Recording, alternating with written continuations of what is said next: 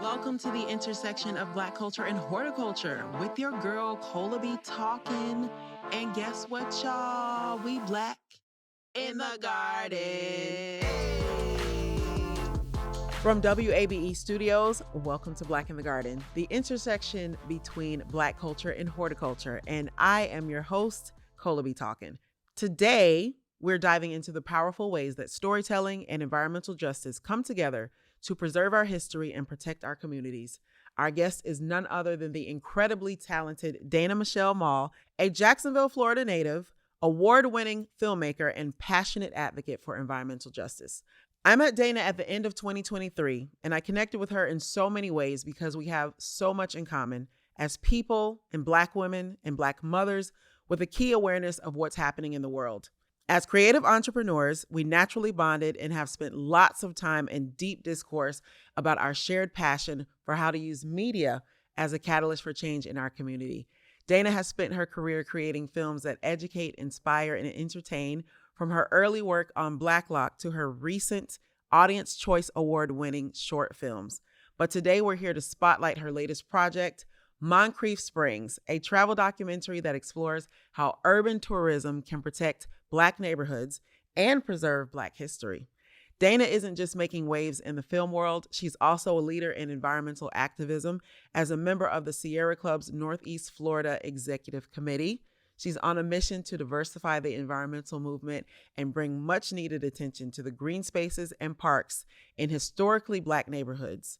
We are so excited to have Dana here with us today to talk about her groundbreaking work, the connection between culture and green spaces, and how we can all be inspired to create change in our communities. So let's give a warm soil cousin welcome to Dana Michelle Maule. Hey, girl. Hey, I am so glad to have you here in Atlanta, Thank all the way you. from Jacksonville, Florida. Yeah, now I'm not going to start the show without doing the Duval chat. And Okay. You lived in Jacksonville for a while, so we got to do it together. Can we do that Let's to go break ahead. the ice? Okay. I'm coming from where? Duval. Okay, that was a short one because we can go longer than We that. can go longer. But thank you for having me. I am glad to have you. It is an honor. You have so many important intersections that you are exploring. Mm-hmm. And so we're going to try to break it down to the best of our ability. Okay. We're going to start with storytelling. Yeah. Okay, so why do you believe storytelling is such a powerful tool to inspire and to ignite change, especially in the fight for environmental justice and cultural preservation? I think storytelling is a part of our human experience. You talk about your grandmother's cooking, or you tell a story about that time your granddaddy took you to the park, or you tell that story about your baby taking first steps. Like, storytelling is how we connect with one another. And so because my work does involve environmental justice and neighborhood preservation, and my background is in media production, I'm a filmmaker, it was really smart for me to make sure that I used film to tell stories about my neighborhood and to talk about the environmental landscapes and things that we're doing in Jacksonville. My first real job was at Channel 4. I worked at News4Jax as an editor, moved up to being an associate producer, and I knew I wanted to work in television and entertainment because I was a kid that watched TV all the time. I was like, I could do that. Or I want to figure out how that works when it comes to cameras, lighting, sound. I just love the magic behind movie making. Mm-hmm. And my specific interest has always been documentaries. When I was a student at University of Houston, I took a documentary filmmaking class, and I saw how useful, and this was before Instagram, TikTok, and all that stuff, that watching documentaries was a way for people to learn. Yes. And so I always felt like documentaries was a cool way to take, what you may find in a book and put it in moving pictures. So I've done documentaries about food trucks. I've done documentaries about African ancestry. I've done documentaries about voting rights in Jacksonville. And so I always think about what would make me be able to connect to people who think like me. And then we go from there. I see. Okay, you've done a range. You've covered a range of stories, and documentaries are definitely one of my favorite ways to learn. When I'm researching for the podcast, I'm watching documentaries. When I'm not researching for the podcast and just watching documentaries, it's still research, because it just adds to our body of knowledge. Yes. So let's talk about when you first realized that you were a storyteller. Tell us about that experience and how that shaped your approach to addressing issues like preserving Black neighborhoods and amplifying green spaces. I think being someone who has always had strong family ties and hearing the oral histories of my elders, talking about, their lived experiences. And it's always been important for me to pass those stories on. And so learning how to, take what you value, some of your personal traditions, and pass them on to people is really important. And that's why we tell stories. That's why we, take our personal narratives and share them with other people, because that's how you pass on the knowledge. So as a storyteller, I think, and even more so, formally being a trained journalist and writer, it's really important for me to make a connection. Yeah. And so how we tell the story is really what I'm most focused on. Make sure that it's interesting to people and that they walk away changed. Your skill set and just the way that you look at the world and connect the dots that you connect. And like I said, so many intersections here. It really lends well to your ability to do that. Yeah, so, and we do that together because we do. You and I got connected that way. Yeah. And when we met, you were presented to me as a horticultural communicator. Yes. And I was like, well, that's fancy. Meanwhile, I'm just a front porch girl talking about whatever.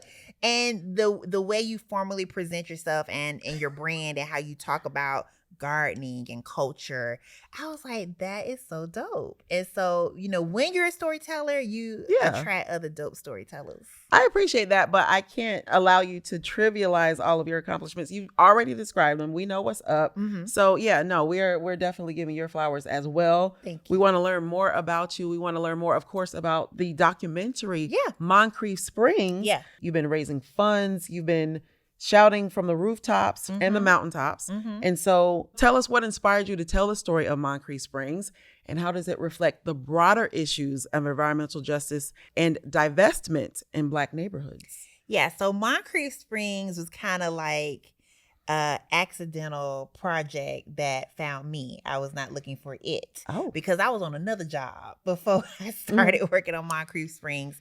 And I was the marketing director for this nonprofit, and they had a farm. And shout out to Claire White Mission, Earth's Farmer Market, because it's a really powerful organization in Jacksonville that its bread and butter is providing housing for homeless veterans, but it has shifted into being a space where we talk about resilience and Black agriculture and food desert issues. So anyway, I'm working there, and I give tours of the farm. I give tours of the downtown space where the museum is and the veterans housing is.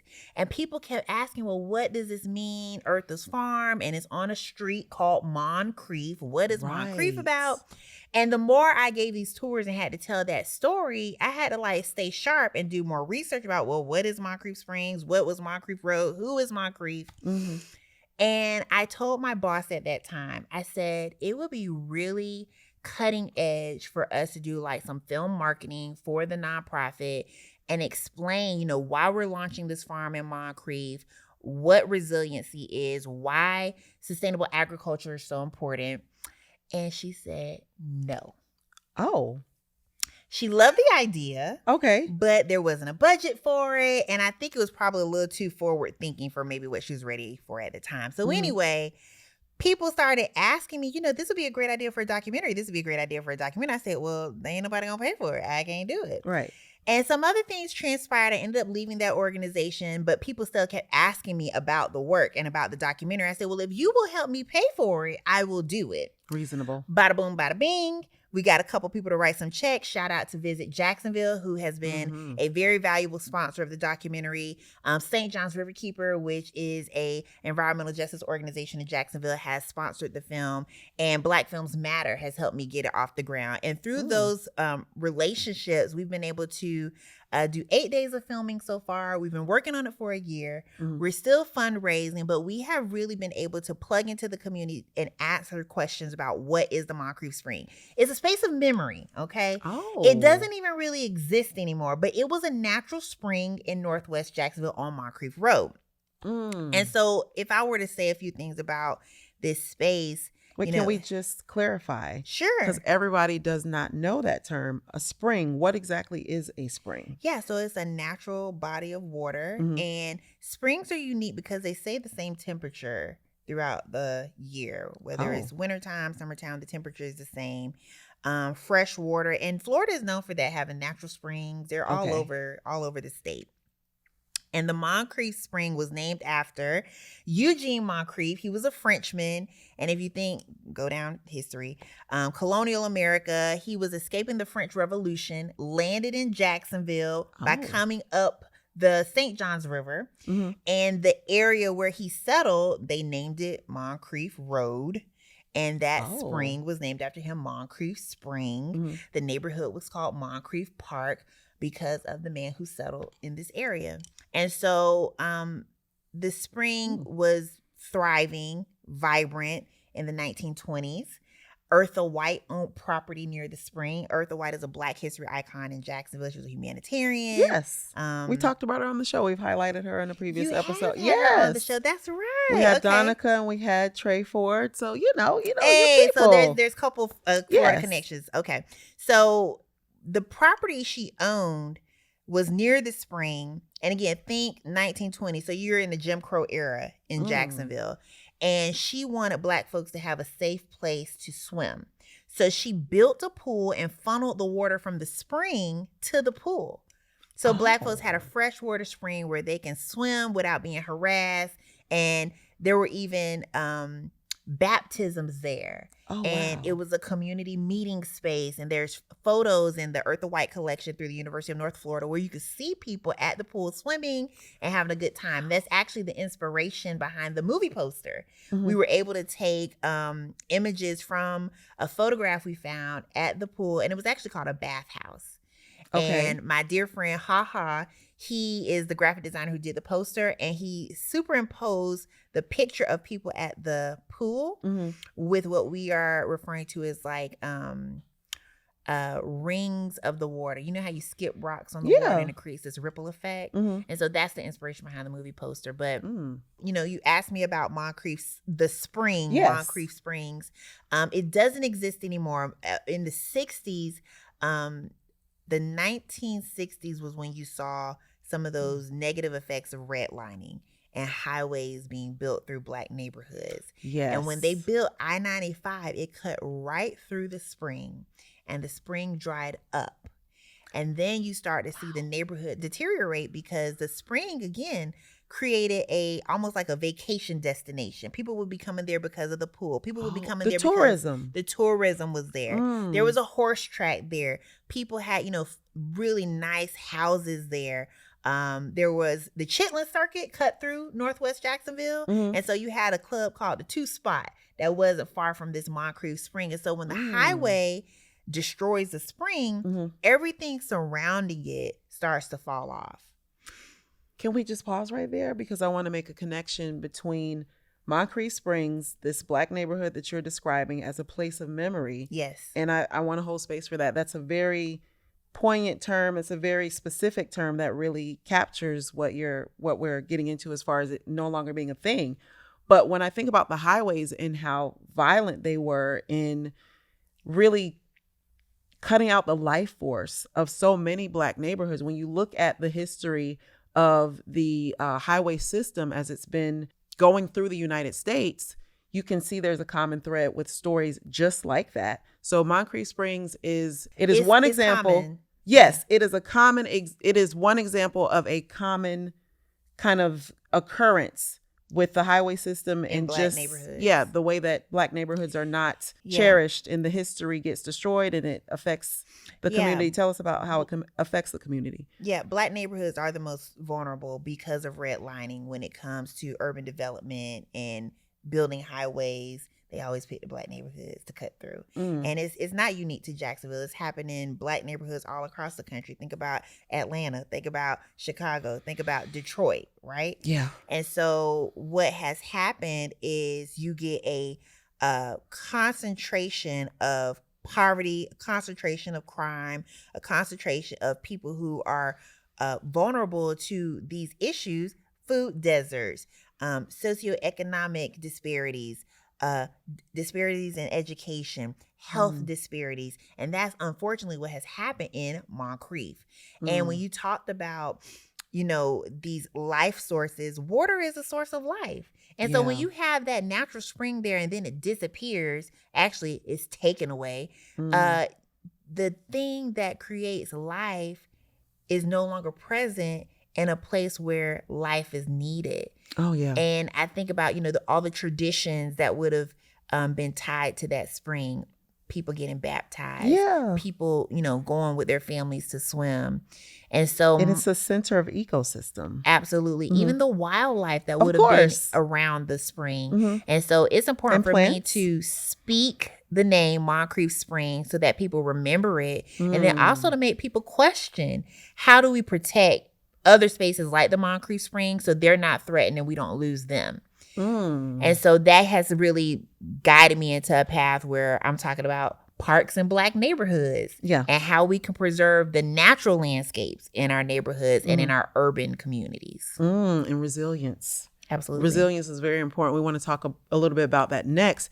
So with Moncrief Springs holding so much historical and cultural significance in that specific Black community, can you tell us more about a few examples of how this story represents resilience of Black neighborhoods facing similar struggles? Absolutely. So again, when you have these environmental burdens come through our Black neighborhoods, like, the effects of redlining, highways being built, you get these results: food desert communities, concentration of poverty, concentration of crime. And when I think about resilience, I think about how can we overcome and bring solutions to those issues. So again, the work I was doing when I was at Earth's Farm and Market, having urban farms in these communities helps teach people, food sovereignty. Why is it so important for you to know where your food comes from and to be able to grow food yourself, grow your own groceries? I think about people learning about soil biology and how to understand how significant soil health is to the food that we eat. Yes. And even having just safe places to play. Fun fact about Jacksonville, where the Moncrief Spring was and where Earth's Farm is, it was a toxic dump site. Oh, that's right. The Browns dump site is where the city dumped incinerator ash. And they proceeded to allow developers to build houses and to build schools on those properties. Right now, I'm working with St. John's Riverkeeper to raise awareness about Lonnie C. Miller Park. Lonnie C. Miller Park was an incinerator ash dump site, and water is flowing through these places. Jacksonville has like 7 bridges. So when you talk about Jacksonville, there's water everywhere. There's lakes, there's creeks, there's tributaries, and then there's the St. John's River. And so if you are thinking about these environmental threats, it's in our soil, it's in our water, it's in our air. And I'm like, who is the most vulnerable to these environmental burdens? Black folks, Black neighborhoods. It's certain places on I-95, you driving and you start having an odd smell, an odor in the air because of, different facilities that are toxic. Yeah.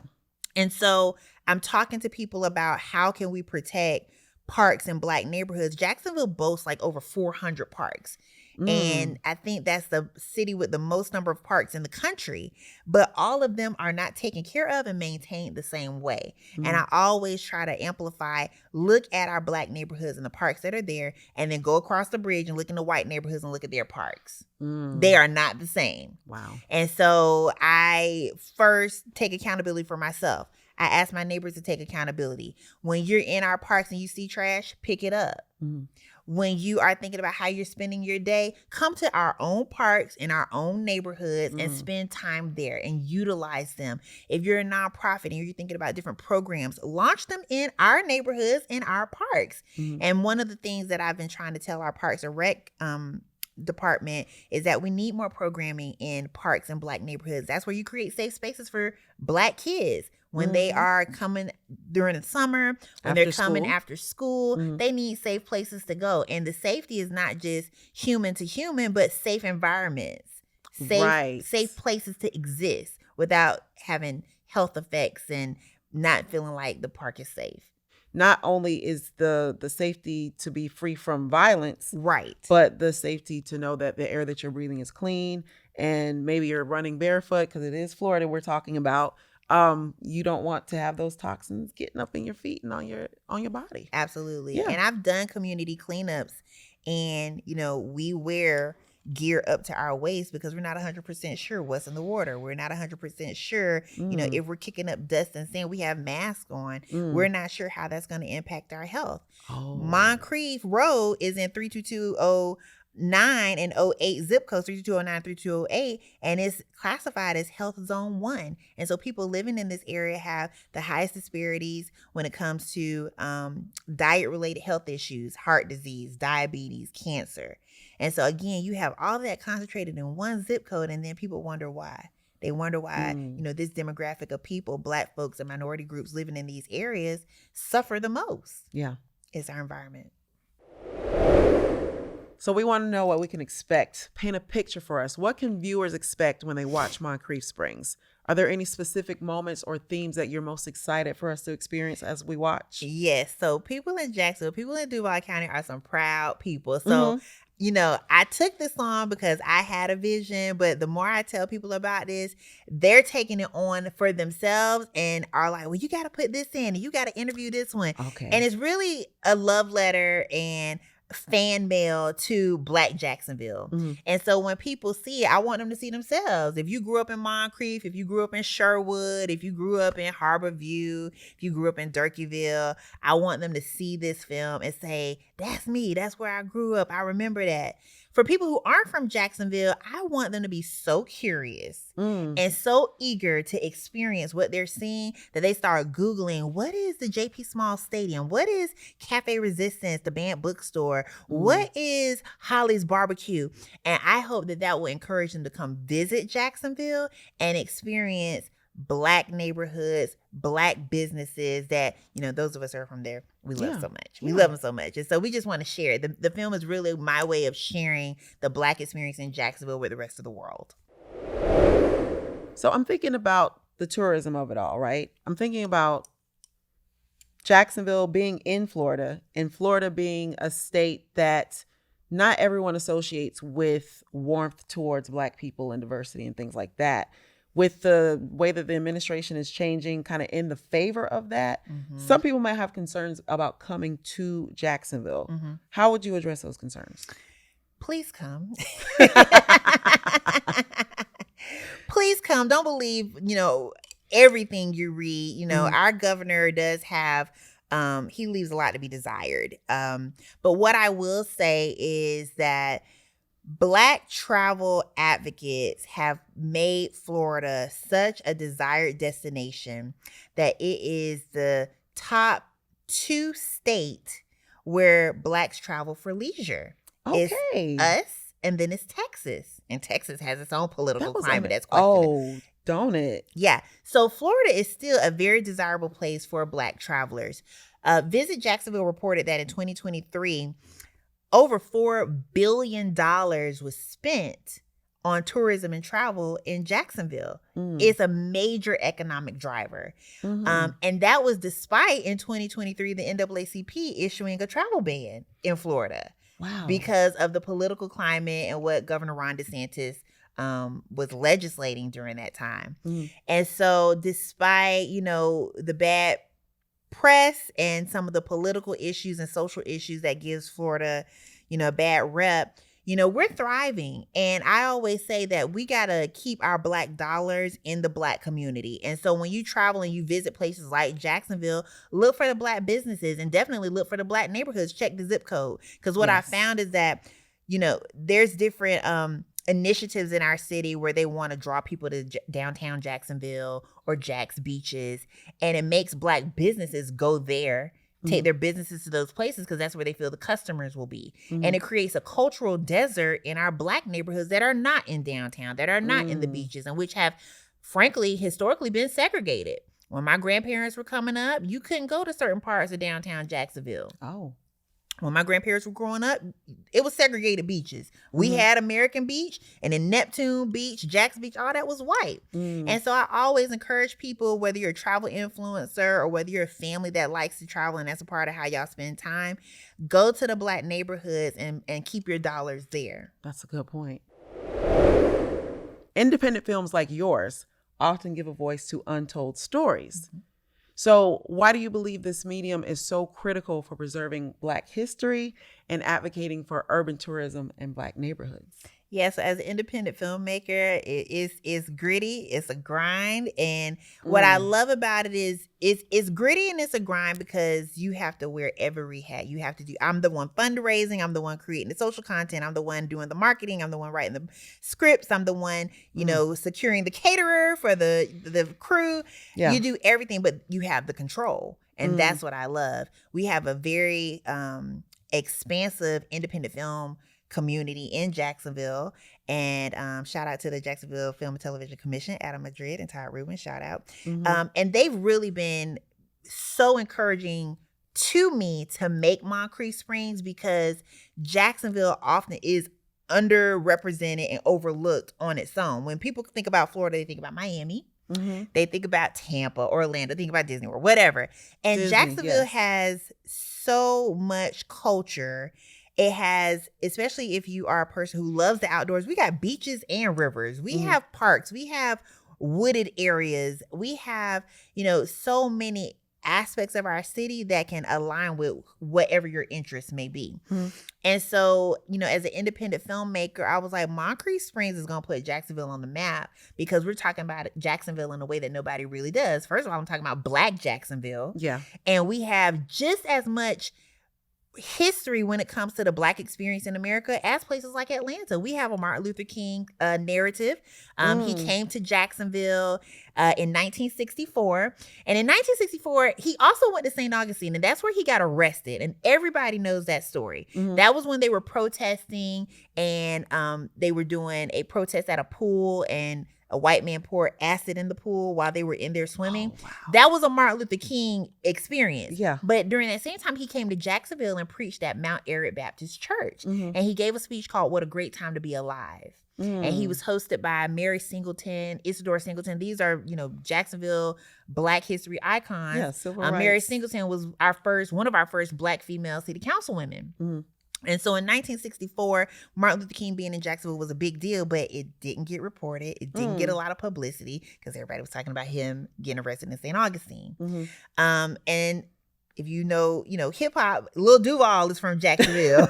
I mean, it's Duval County. We just it's started Duval the County. show It's shouting it out. It's so many ways that you can look at Jacksonville and see how important it is, but a lot of people don't talk about it. Yeah. And so I'm hoping that through the film Moncrief Springs, where we're talking about Black businesses, we're talking about Black neighborhoods, we're just talking about the Black experience in general, that people will come to have a greater appreciation for the city of Jacksonville and Duval County, and they'll have a greater appreciation for how Black folks are living their lives day to day in Jacksonville. A Black business we're both familiar with because we visited there together, Aura Plant Studio. Yeah.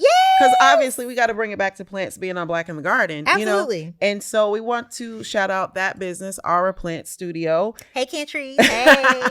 And with that in mind, I'm thinking about the biodiversity in Florida and in Jacksonville, of course, and how that is a part of the reason why people are going there, encouraging tourism. Yes. There is learning in the institutions in the city and in the state. Yes. Very prestigious institutions where you can learn more about horticulture and plant science and that kind of thing. Yes. Did you want to touch on that right quick? Yeah. So thinking about Cantrice and her Black-owned business or plant studio, she is in a long list of Black ag influencers. And we have an amazing Chief Resiliency Officer, Ashante Green, who is leading the charge on making Jacksonville greener.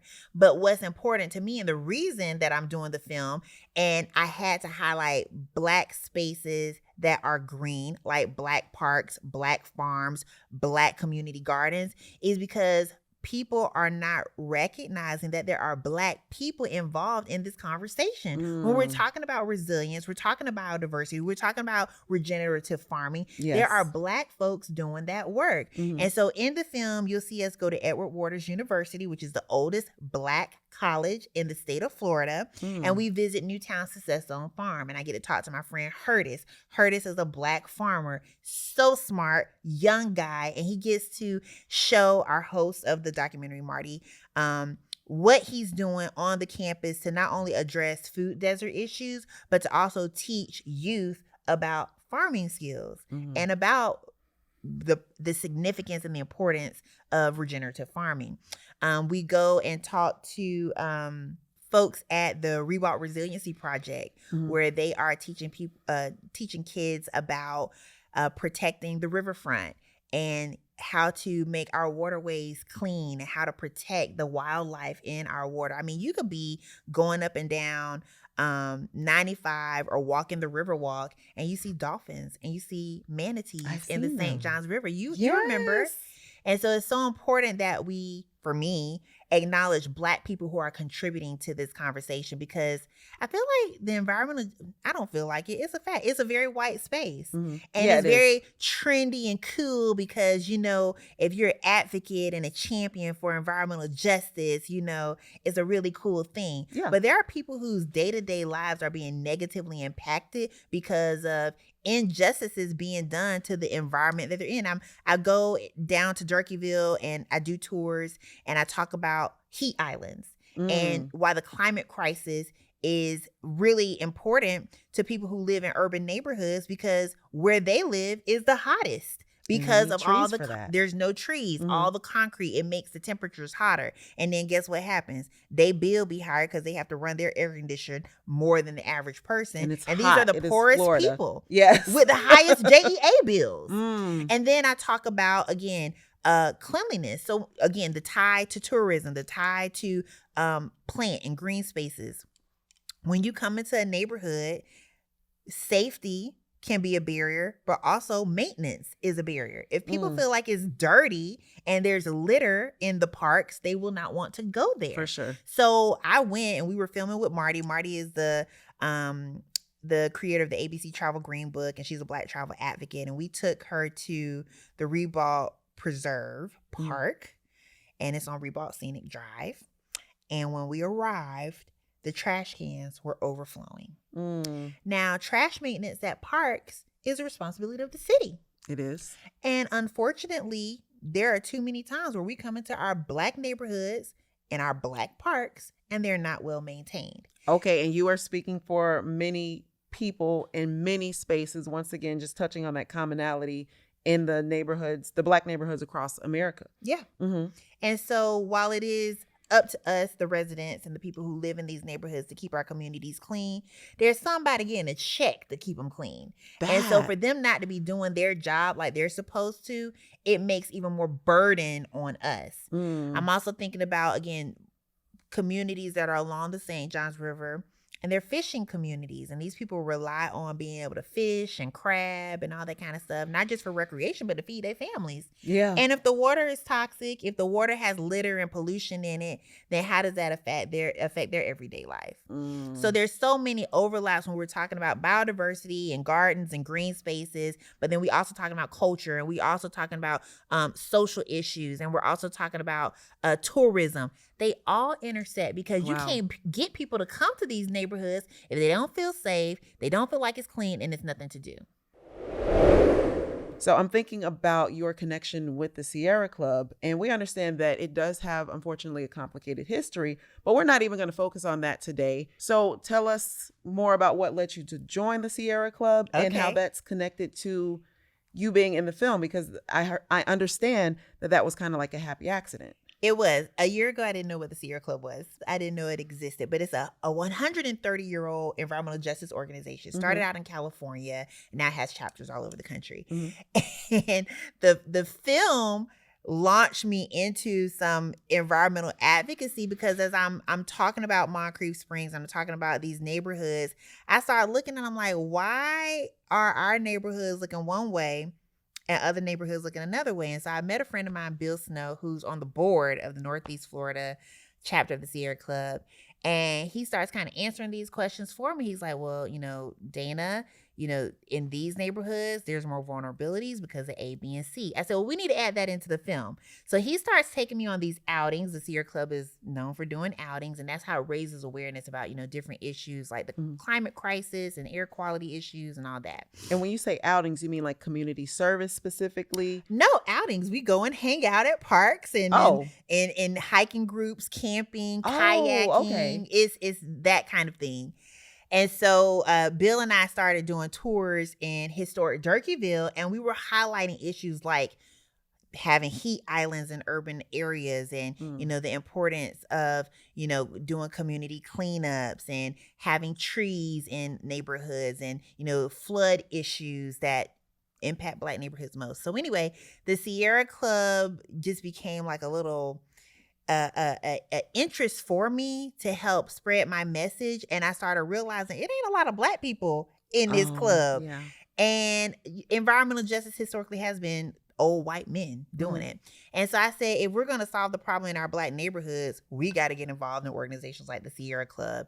And so I joined. I started participating in doing and hosting outings, bringing people to Black neighborhoods, bringing people to Black parks, bringing people to Black farms. Yes. And we've had a lot of success exposing people to urban farms like Earthas, exposing people to the community garden at Emmett Reed Park by Center of Hope. And we also just had a tour at Therapeutic Landscaping's Food Forest. And we had like 40 people. That. We had 40 Sierra Club members, white folks, come to the hood.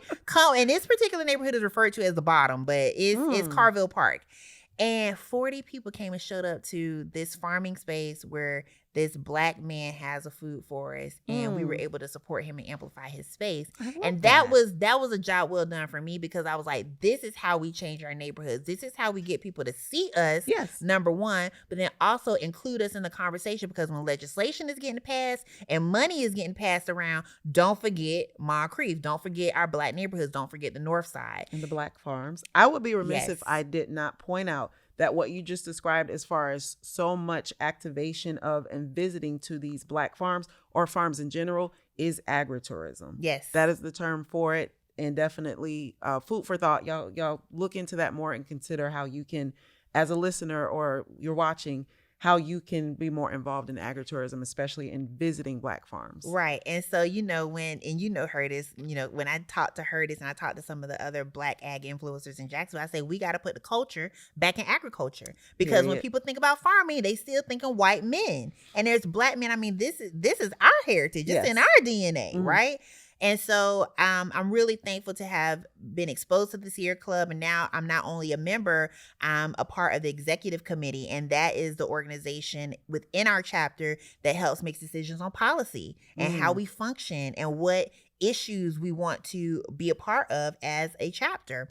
And so it's a new leadership position. I'm still learning a lot, but I'm a Black girl doing my Black thing in the Sierra Club. Yeah. And I'm really proud of that. And it has afforded me more insight so that I can be effective in how I produce the documentary Moncrief Springs and how I talk about our neighborhoods and why it's so important that we protect green spaces in our Black neighborhoods. We understand the importance in so many ways, from the history that you're uncovering and sharing and preserving with your audience, and also your connection with the Sierra Club, environmental justice, and just so much more. So tell us how we can support Moncrief Springs, how we can watch it, and how we can keep up with you and your journey. Absolutely. So there's a presence on Instagram. You can go to Moncrief Springs _ the movie. And you can also find Moncrief Springs the movie on Facebook. And I do have a trailer on YouTube where you can see a little teaser of what we're creating. But we are fundraising. And so I'm looking for people who want to get involved and believe, like I believe, that it is important. And the time is now for us to preserve our Black communities and for us to talk about Black history, for us to talk about Black ag, for us to talk about Black culture unapologetically. And so I hope that we could finish the film by this summer. Fingers crossed, saying a prayer. I know that's right. Because it has been a labor of love and it ain't cheap. Yeah. But I know anybody who does a great work, that when you find your tribe, the tribe helps you get to the final goal. So, well, I am proud to be a part of that tribe. You are. Yes. Thank you so much for having me. Soil Cousins, y'all are part of the tribe as well. So make sure that you support, follow up with all those links, tap in with the episode notes. So we're going to wrap up this inspiring conversation with Dana Michelle Maule. And I want us to be reminded of the vital role that storytelling, creativity, and activism play in preserving Black history and addressing environmental injustice. Dana's work with Moncrief Springs and the Sierra Club of Northeast Florida demonstrates how we can amplify green spaces, protect Black neighborhoods, and foster resilience in our communities. Let her journey be a call to action for us to all engage in the fight for cultural preservation and environmental equity. Thank you so much for tuning into Black in the Garden. Thank you so much, Dana, for joining us.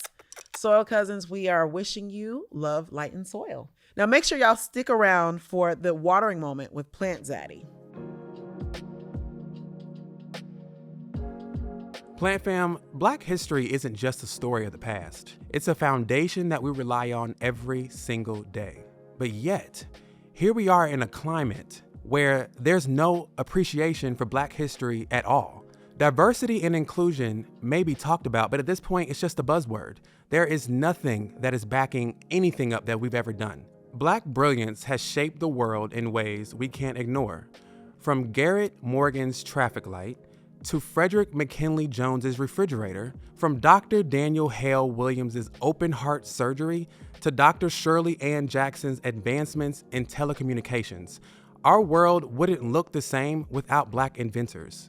Even the modern elevator and potato chips came from Black minds.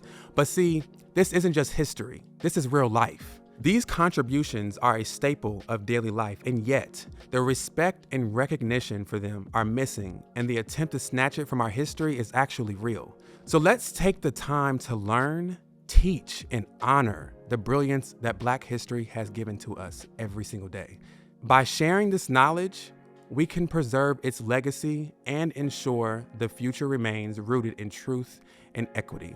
And as always, Plant Fam, plant more and worry less, and do what you need to today to make a difference and a change to preserve our history. Plant Zaddy out.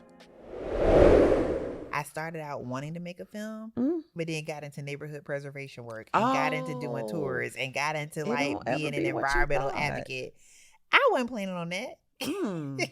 But you know, that's the calling. You plan for one thing and God says, I'm finna redirect you. Love, light, and soil. We're reaping good deeds, enjoying all the spoils. Rooted in the land way back where we started. When we were black in the garden. Black like the root of my hair, from the top of my head to the soles of my feet. Hey, yeah, black like the root of my hair. I'ma go what I eat in the garden where I be, yeah. WABE.